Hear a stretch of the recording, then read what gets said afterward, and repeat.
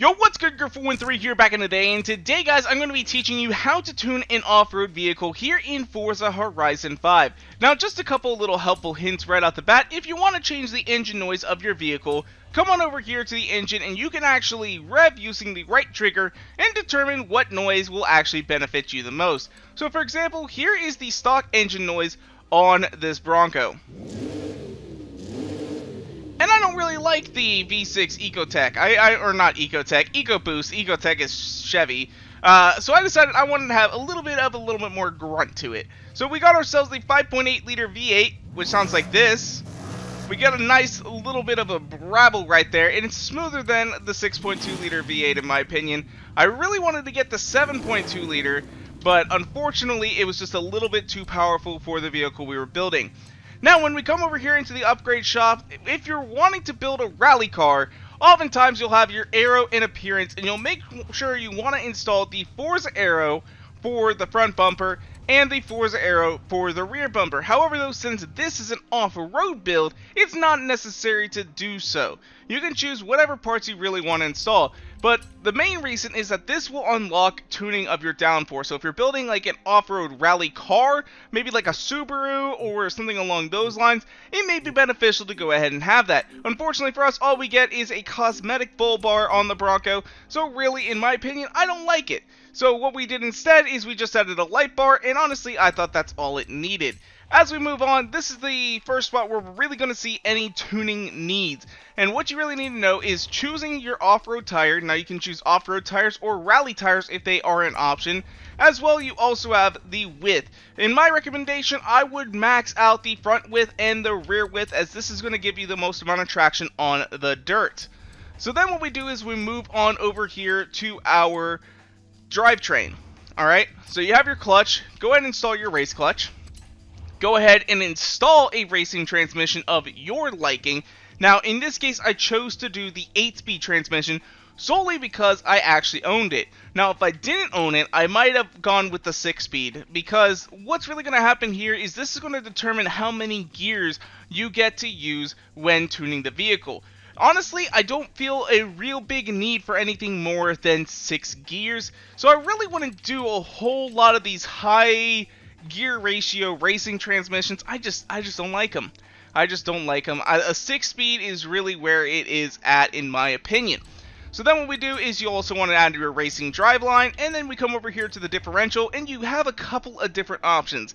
At this point in time, I'm not entirely sure what the difference is going to be between the rally diff or the drift diff, or even the racing diff. Sorry, I said drift diff, that's what's right there. The off-road diff, the rally diff, and the racing differential. I'm not entirely sure what the main difference is going to be there, but as you see, they don't really affect the PI at all by changing it, even from the stock differential. So that's one thing to go ahead and keep in mind. Mainly, the reason why you need to add that differential is you're going to get some upgrades and tuning potential. So then we move over here, just go ahead and max everything out on this page. Race brakes, you go ahead and make sure that you have your rally springs and dampers. Don't use race springs or drift springs or anything like that, and you should be good to go. Then finally, basically whatever class you're at and whatever class you want to be, add power. That's essentially all you need to know.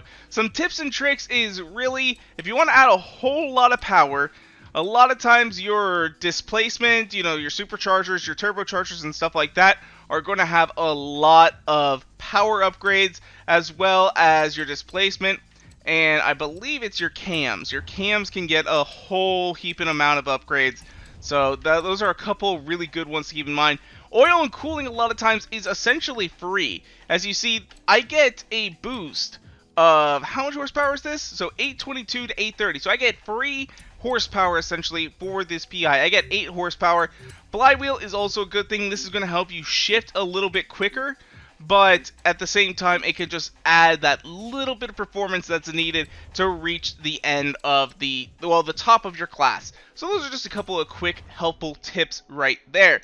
So now we're actually going to go ahead and get into the tuning side. Now, this vehicle is already tuned indeed, so we're just going to go ahead and abandon this setup. We didn't really make any changes at all, and we are going to go over here to custom tuning. So we're going to come in here, alright.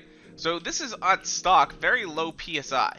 Now, low PSI is really good for off-roading, but I kind of like to have a little bit of a higher PSI, at 28.5. This is going to like lower your responsiveness. This is going to up it a little bit there. So now we've got our gearing, and what we kind of want our gears to look like is they're very even at the moment. That's not okay. So we're going to go ahead and lower this down just a little bit so that first gear is kind of on the second line. And then we're going to go ahead and make sure to add just a little bit more power there. And we're going to try and get this to be a little bit more progressive than how it currently is. So you see how it's kind of got a nice curve to it at the moment. And then when you get towards the end, you can give all the gears pretty much the same potential. So there you go. You've got all the gears now at the same potential, which now gives this a max speed of 205 miles per hour. Or actually, does it give us our top speed? Our top speed is actually 190.2. But our theoretical top speed of what we could get in 8th gear is 205 at this point. So now we go over here to alignment. I really like a 0.5, 0.1 on the camber to toe ratio. That's really kind of what I like. And then a 6.5 is really kind of where I like the alignment. With the anti-roll bars with off-roading, you really don't need to do too much with this. But I always like the front to just be a little bit stiffer than the rear. And this is just my personal opinion on that. I really like to have it just a little bit stiffer. We're going to tighten up the springs in the rear a little bit because they are currently on the max, and we do have the max ride height, which is what we want on this. Our bump stiffness looks all pretty good. We don't have any aero at the moment, but if you do have aero, go ahead and set it all the way to cornering. Max out the cornering, and if your car's a little too slow, you can bring that cornering down a little bit more towards the speed end. Now braking, I really like a 55% here, and then 105% down here on the pressure. A little bit too much pressure and you're just going to start locking your brakes up, but having a little bit more balance in the front is going to allow you to get the back end out a little bit easier, and you'll be able to have more handling direction. You'll be able to turn just a little bit easier. Now when it comes to the differential, this is definitely not okay. Alright, so what we need to do is we want this to be all the way down here at about 65, right? And we want the deceleration at 0. When you have an all-wheel drive vehicle, you want the deceleration on the front at 0. Now up here, what we want to do is we want to set this at about 78 and 83. This is really kind of my sweet spot. And then finally, we finish off with a 70% rear balance. That's going to make it so that the rear wheels spin a little bit more than the front wheels, and when you're racing, that's going to be very important. Now the thing is, this does have a shorter wheelbase, thus it could benefit from having a higher or a lower balance, like closer to 50%.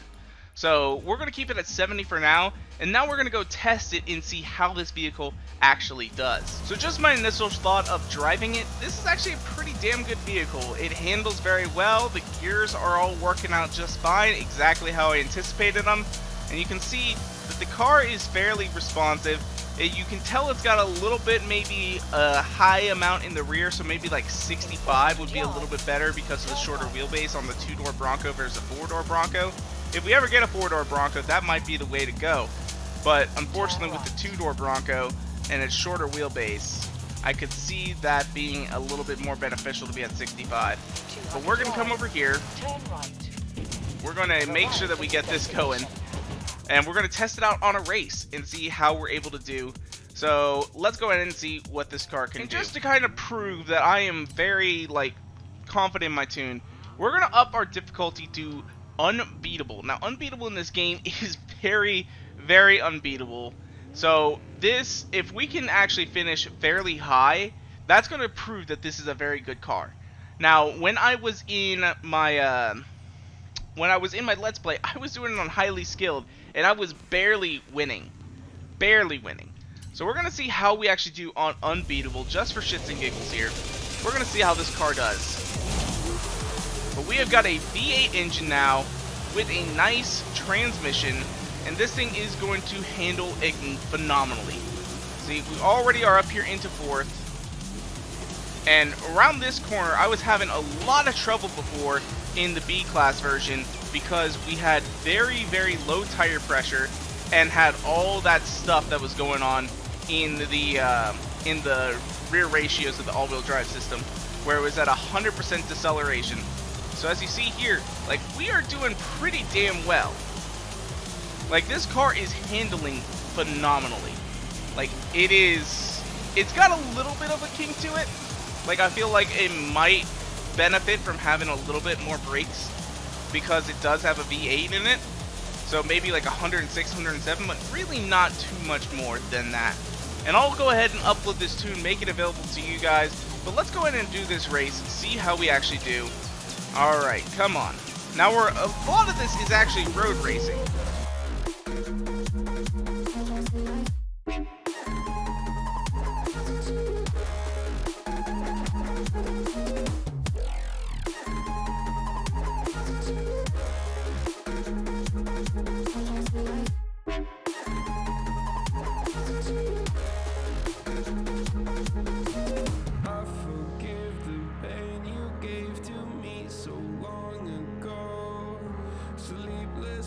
I laid awake just begging to let go.